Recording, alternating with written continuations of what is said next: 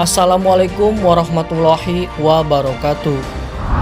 Sahabat surga, Nabi Ayub alaihi salam, salah satu nabi dengan cobaan yang paling berat yang tidak akan ditimpa oleh manusia sebelumnya ataupun sesudahnya.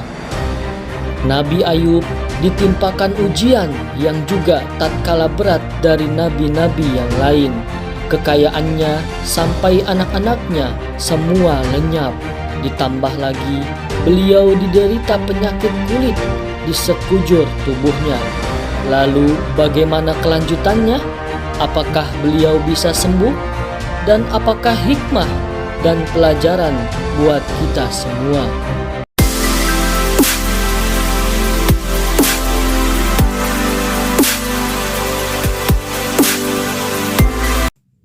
Ketika mendapat masalah, kita merasa yang paling berat cobaannya.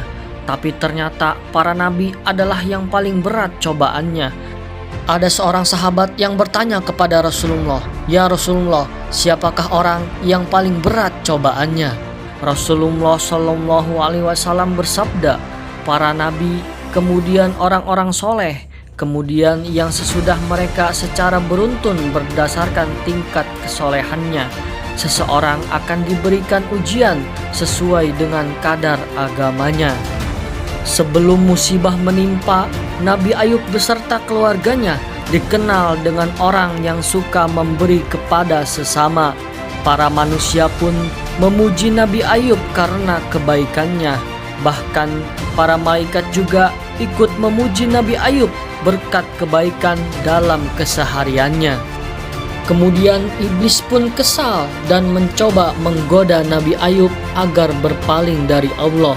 Namun usahanya gagal dan sia-sia. Setelah itulah Nabi Ayub ditimpa cobaan yang bertubi-tubi. Hartanya habis, begitu juga dengan anak-anaknya. Bahkan beliau juga sakit selama bertahun-tahun. Namun ia tidak pernah mengeluh sedikit pun. Iman Nabi Ayub tetap kokoh seperti tembok yang ditembok. Siang dan malam, pagi dan petang, beliau terus berzikir menyebut nama Allah. Sampai kemudian orang-orang terdekatnya pun mulai menjauh.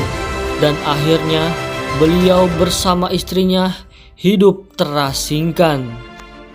Selang beberapa tahun, beliau sakit dan menimpa ujian yang tidak ada habisnya. Akhirnya Nabi Ayub sembuh dari penyakitnya. Allah Subhanahu wa Ta'ala berfirman, "Ingatlah akan hamba kami Ayub ketika ia menyeru Tuhannya. Sesungguhnya aku diganggu setan dengan kepayahan dan siksaan." Allah Subhanahu wa Ta'ala berfirman, "Hantamkanlah kakimu, inilah air yang sejuk untuk mandi dan minum."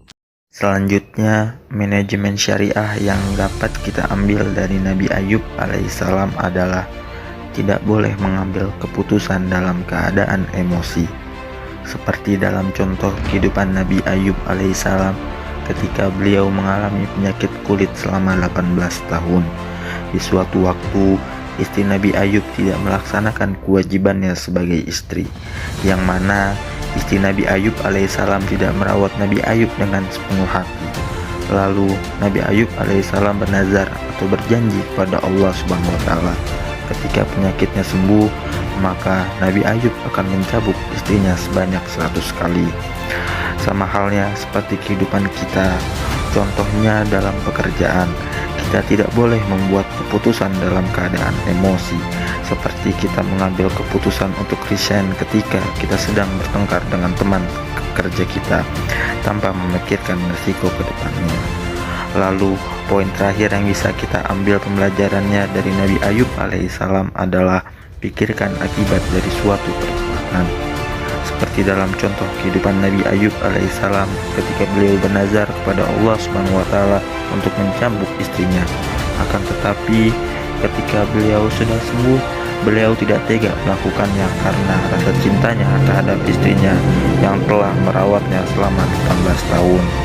Lalu Allah Subhanahu wa taala berfirman dalam Quran surat Shad ayat 44 yang artinya, dan ambillah dengan tanganmu seikat rumput, maka pukullah dengan itu, dan janganlah kamu melanggar sumpah. Sesungguhnya kami dapati dia seorang yang sabar, dia sebaik-baiknya hamba, sesungguhnya dia amat taat kepada Tuhannya. Quran surat Shad ayat 44. Pembelajaran yang bisa diambil dari poin terakhir adalah kita harus memikirkan dengan matang keputusan yang akan kita ambil agar tidak terjadi penyesalan di suatu saat nanti. Mungkin itu yang bisa kita ambil pembelajarannya dari kisah Nabi Ayub alaihissalam. Semoga kita mendapatkan pembelajarannya. Amin, amin ya robbal alamin.